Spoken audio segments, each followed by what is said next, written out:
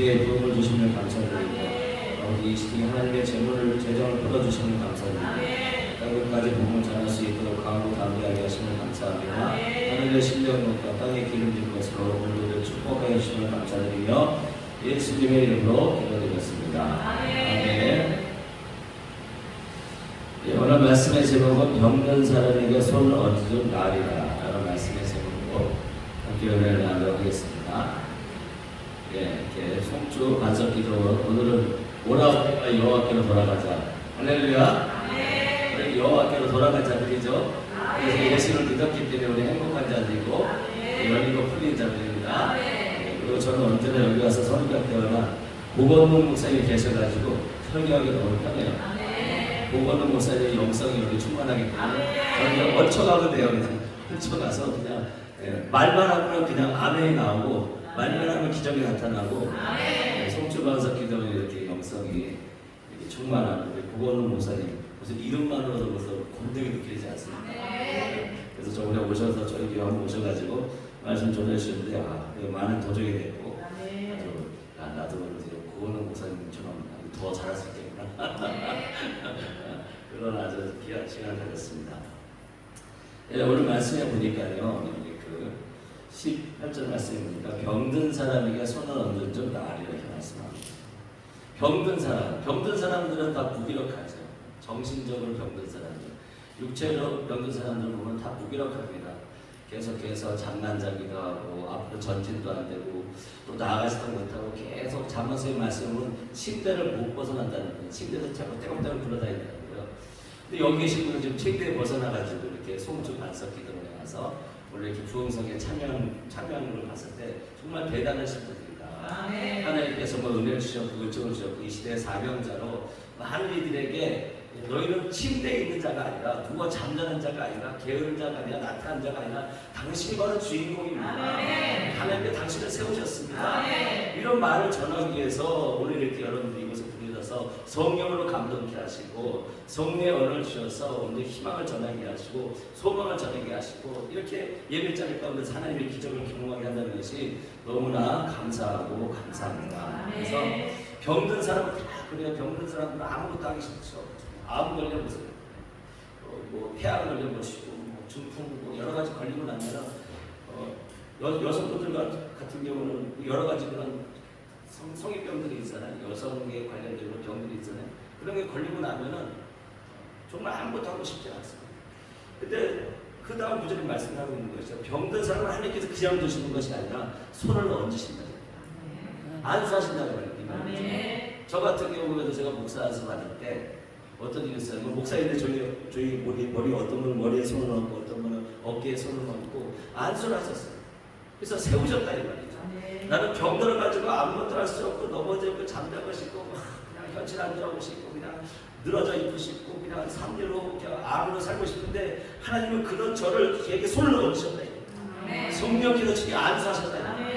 안수하셨는데 또 그 다음에 어떻게 하시나 나으리라 회복시켰다. 우리 모든 하나님의 마음이 무엇이고 우리 병들어 있는 하나님께 원하지 않으신다는 것이죠. 야 나는 무기력합니다. 무기력합니다. 아무것도 할 수 없습니다. 그런 말 하지 마. 내가 너에게 성령을 안수했습니다. 너는 나았어. 이미 회복돼서 그 회복을 전하는 자라고 말씀합니다. 그 말씀의 능력 안에서 오늘도 말씀을 하고 있는 분이 15절에 보니까 가라사대 너희는 온 천하에 다니면 만민의 도움을 전하라. 주님 나는 아무것도 할 수 없는데요. 난 입이 둔한데요. 난 나이가 많은데요. 난 병들었는데요. 난 돈도 없는데요. 근데 주님은 말씀하고 있단 말이죠. 내가 병든 너에게 손을 얹어서 낫게 했다 이 말이에요. 너는 만민에게 나가서 복음을 전할 수 있는 책임이 있고 권능이 있고 능력이 있다라고 말씀합니다. 우리를 병든 자는 그냥 두지 않으신다. 모세도 그냥 두지 않으세요. 그러니까 성령으로 손을 얹어서 사명을 감당케 하신다 이 말이에요. 아브라함이 75세가 돼도 100세가 돼도 성령으로 얹으시니까 이삭이 낳는다. 나이 100살에 여자 나이 90살에 애를 낳는다. 기적이 나타나는 거예요. 기도원에게 나는 아무것도 할 수 없어. 나는 막내입니다. 나는 보장은 없는 자입니다. 근데 성령으로 안수하시니까 기도를 통해서 기적이 나타나요. 300용사가 일어나는 것입니다. 그래서 우리는 내가 병들었다, 내가 연약하다, 나약하다 그때 생각할 때 뭘 기억해야 돼요? 아, 성령께서 안수하는 시간입니다. 내가 아무것도 할 수 없다면 그 시간에 성령께서 안수하십니다. 그리고 확실하게 나았다라고 말씀하십니다. 그렇게 나았다라고 말씀하는 자에게 선포하는 것이 너는 5천하마에 다니며 만민에게 복음을 전파. 그렇지 너는 만민에게 복음을 전파하죠. 하나님, 제가 사는 석천동은 석천동도 지금 못 벗어나고 있는 거예요.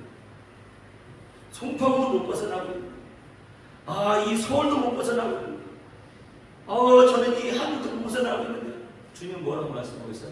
저는 만민에게 복음을 전파하라. 맞습니다. 이 말씀이 바로 나의 말씀입니다. 비록 내가 지금 석촌동에 있지만 이 방구석에 있지만 나는 5천원 만민교에 다니며 복음을 전파하는 그런 사람입니다. 나는 이런 사람입니다. 그분께서 안수하셨습니다. 석촌동 어느 방구석에서 앉아서 두천두천적으로 잔소리 들어가지고 잔소리 들어가서 푹 그래가지고 힘도 없고 늘어져 있는데 그때 기억하라. 병든 자에게 손을 얹는 줄. 성령의 안수를 누가 해주는 거예요? 저 여러분이 해주시는 거예요. 방구석에도 아무것도 없고 말썽 피우는 그게 안수하는 거예요. 너는 5대왕 6대들 자는 자야. 너 쪽에서 하나님께서 큰 재물을 예비하셨어. 그런 안수, 그게 바로 우리에게 주신 바로 권능이고 그 사람을 칭찬하고 격려하는 거죠. 그것이 위로하는 것이죠. 그 다음에 말씀을 하고 있는 부분이 어떤 부분이에요? 믿고 세례를 받는 사람은 구원 얻는 것이고 믿지 않는 사람은 정죄를 받는 거예요. 믿고 세례를 받는 사람, 저거 세례를 받은 사람 구원의 말을 하게 되어 있다. 믿지 않는 사람은 정죄의 말을 해요. 근데 가장 가까운 사람이 집안 식구 원수라는 거예요. 집안 식구 계속 내가 이익 충돌하는 거예요. 가까운 사람이 나를 괴롭히거든요. 멀린 사람이 나를 괴롭히지 않아요. 같이 사역하는 사람이 나를 괴롭힌다. 집안 식구요. 한 된장국에 같이 손가락을 잡아서 먹는 그 사람이 된장이 맛이 없네. 왜 갑자기 이렇게 된장이 짜네, 싱겁네. 이런 말 하는 사람, 저 부산에 있는 사람 그런 얘기 하지 않아요. 나랑 가장 가까워서. 그런 얘기를 하는데, 저와 여러분은 성령으로 세례받았으니까 구원의 말을 하는 거예요. 아멘. 그 남편이 된장국이 맛이 없네. 싱겁네, 짜네. 이 된장국 먹고 천하 만국에 다녔죠. 이 된장국 먹고 성령께 내가 기도하는 이 된장국 먹는 자마다 성령으로 충만해서 5천에 다닌다고 말씀하셨어요. 이 된장국 먹는 자마다 연료가 풀린다고 말씀하셨어요. 이 된장국 먹는 자마다 만나는 사람과 호감을 느낀다고 말씀하셨어요. 그렇게 하면 되는 거예요. 근데 예수 믿지 않는 사람은 뭐야? 정죄한다는 거예요. 사사건건이 다 잔소리하고 사사건건이 길을 잡아가지고 이게 어쨌네 저게 어쨌네 이게 어쨌네 저게 어쨌네. 성경 말씀은 믿고 세례받은 우리 어떤 말을 한다? 구원의 말을 한다. 소망의 말, 희망의 말을 한다는 것입니다. 그러면 그런 사람들이 왜 우리가 복음 전도자로서 삶을 살아가기 위해서는 무엇인가? 바로 병든 자에게 손을 얹어서 안수해서 성령의 안수해서 성령의 언어를 사용해서 성령의 생각을 사용해서 그를 나았다 회복된 자로 일으켜서 사명을 감당하게 해야 된다는 거예요. 그러기 위해서 먼저 중요한 게 뭐라고 해서 믿는 자들에게 뭐가 다른다고? 표적으로 사역을 해야 된다는 거예요. 표적으로. 여러분 별로 아무리 해봐야 소용없어요. 변증 아무리 해봐야 소용없어. 빌립이 사마리아 갔을 때 복음 전할 때 그 지역에 있던 마술사 시몬이라는 사람이 있지 않습니까? 그 사람이 이단 사상을 하고 있으면 이단 사상. 근데 빌립이 그 시몬 마술사 불러놓고 변론하지 않아요. 변증하지 않아요. 뭐요? 죽은 자를 일으키고 나병한 자를 깨끗하고 병든 자를 고치고. 가장 강력한 부분 뭐라는 거예요? 오늘 20절 말씀 읽어보겠습니다. 제자들이 나가 들려주는 주께서 역사하사 그 따르는 표적으로 말씀을 확실히 주는 것입니다. 가장 강력한 복음의 내용은 뭐라는 거예요? 표적으로 하는 것이죠. 아무리 변증 변론해볼 수가 없어요. 요즘에 정치 얘기하기 그렇지만 더불어민주당, 국민의힘 서로 간에 계속 얘기하잖아요. 핑퐁 싸움이에요. 끝이 안 나요. 말로 아무리 해볼 수가 없어요. 근데 그 국회의원에서 죽은 자를 살리게 죽은 자가 살아나, 앉은 데가 일어나, 눕는 자가 눈을 떠. 그러면 끝난 거예요. 우리 기독교인들은 변증하고 변론하는 사람들이 아니에요. 말장난하는 사람들이 아니에요.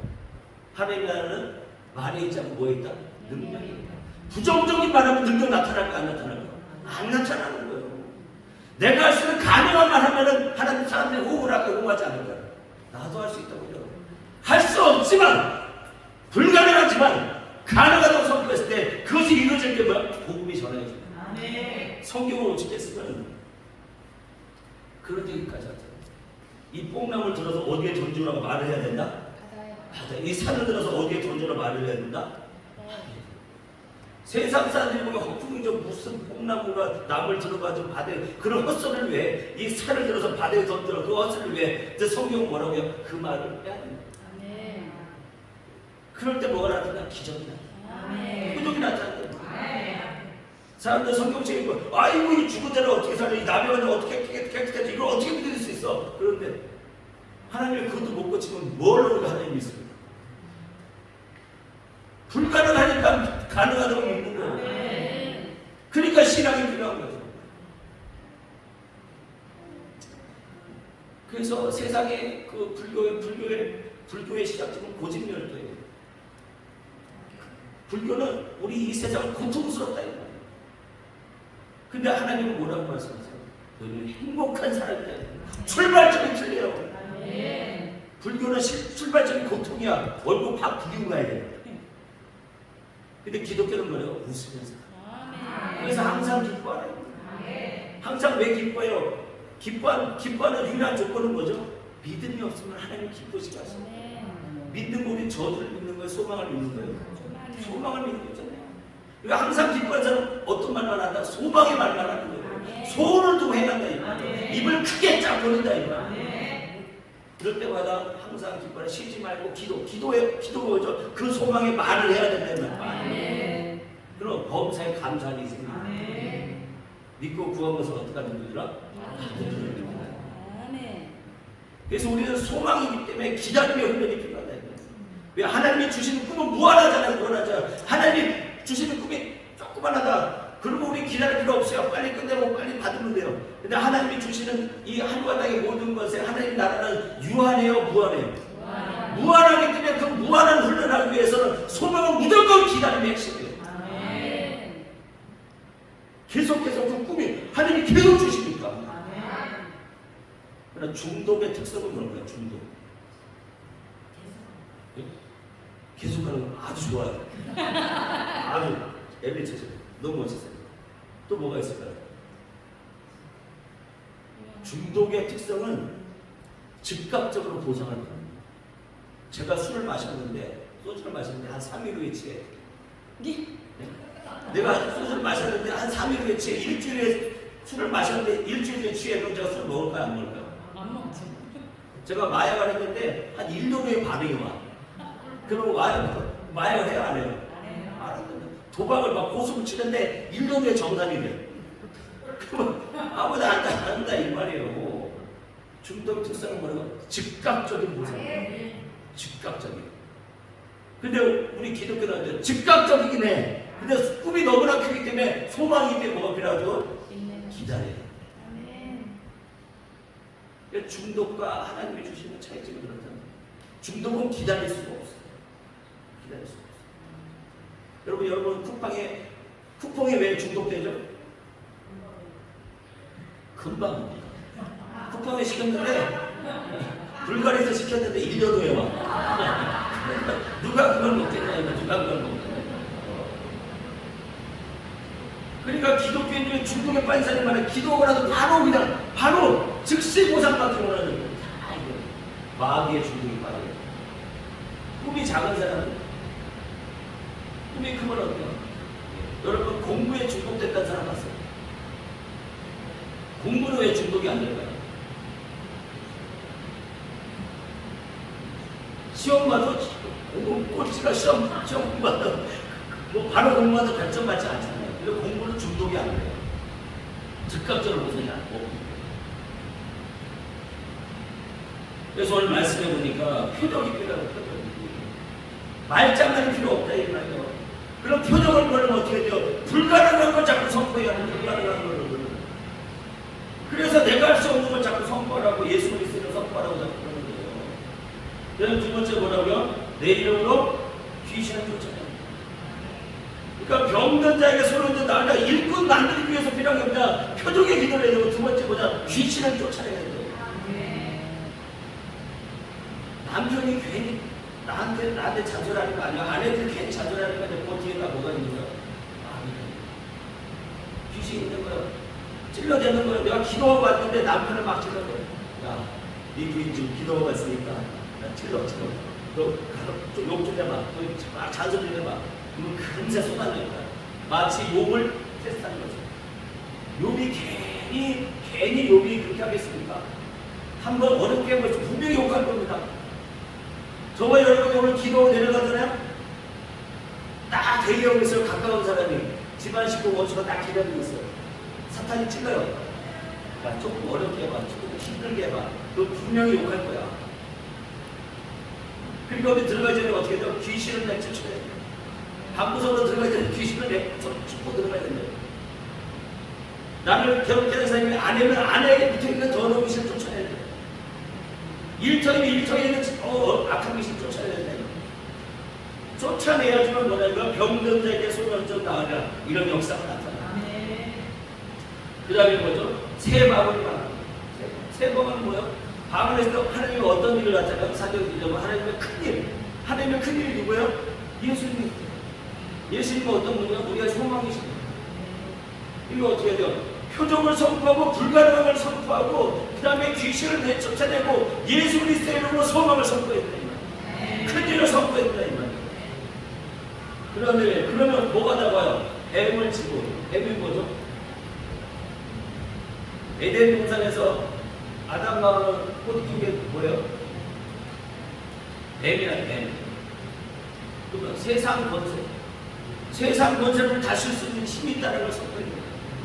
현실 가운데 내가 학원도 못 나왔다 할지라도 서울대학교 못 나왔다 할지라도 내가 그렇다고 인생 굳어놓을까 우리가? 그건 세상이 만들어 놓은 거예요. 우리는 다스리잖아요. 뱀을 지고 그냥 뱀이 뭘 쏟아내요? 독을 쏟아내요. 근데 그 독을 마시면 해를 받아요? 안 받아요? 세상에 어떤 것들이 나를 넘어가서 무시하고 날 없이냐고 모욕해도 나는 갔다고 해요. 하나님이 내 편 되신다. 그렇게 하면 뱀을 먹고 독을 마시면 해를 받지 않고 그러고 나서 어떻게 하는 거야? 병든 사람에게 손을 좀 놔둔다. 그런 역사입니다. 그리고 오늘 이 순서대로 하나님 나에게 이 표적 불가능이 가능합니다. 그래서 그 다음에 귀신을 쫓아냈습니다. 성령님은 귀신을 쫓아냈습니다. 새 마음을 만나는 새 마음을 만나는 하나님의 큰일을 선포합니다. 예수 그리스도의 이름을 선포합니다. 그리고 어떤 뱀이건 독이다고 하면 뱀이다고 하면 다스리고 독이다고 하면 깠다고 해요. 그러고 나서 뭐죠? 병든 나를 그냥 보게 나에게 안수하시고 성령을 나타. 그리고 어떻게 하셨다? 내가 그 회복을 전하는 거죠. 이럴 때 어떤 역사가 일어난다? 19절 시작. 주 예수께서 말씀하시는 영에서 하나님 보내어 계시는 20절 제자들이 나가 두고 계서 그 딸을 말씀을 확실히 전합니다. 예수님이 하나님 목표 앉아 계서 그러면 우리 또한 지금 하나님 보좌에 앉아 있는 거 안 앉아 있는 거 에베소의 말씀 따르는 거 함께 앉아. 그럴 때 그 표적 그 병든 자에게 손 얹어 나아가 그 말씀의 표적이 결국 하나님의 말씀을 가장 강력하게 전하는 바로 하나님의 능력이고 하나님의 권능이라는 말씀입니다. 이 말씀을 따라서 오늘도 병든 사람에게 손 얹는 사역을 하시고 낫는 사역을 하시는 저와 여러분 되시길 주님으로 간절히 소망합니다. 여기 하면 나오나요? 아까 보니까